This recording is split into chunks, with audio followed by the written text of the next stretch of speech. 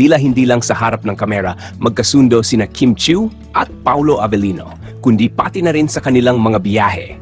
Kamakailan, napansin ng mga tagahanga na tila laging masaya at nagkaka-good vibes ang dalawa tuwing magkasama sila sa sasakyan, anuman ang kanilang pinupuntahan.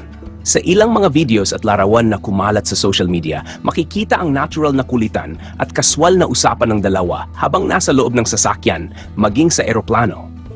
May mga pagkakataon pang nahuli sila sa candid moments. Nagbibiro, nagtatawanan, at tila walang dull moment kapag magkasama.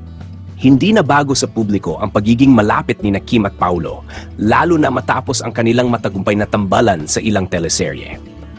Ngunit dahil sa kanilang madalas na paglakbay ng magkasama, marami ang nagtataka kung may espesyal bang namamagitan sa kanila o simpleng magkaibigan lang talaga ang dalawa.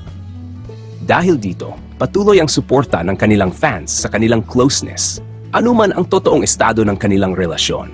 Marami ang umaasang magkakaroon pa sila ng mas maraming proyekto na magkasama. At syempre, mas maraming masasayang biyahe na mapapanood ng kanilang tagahanga.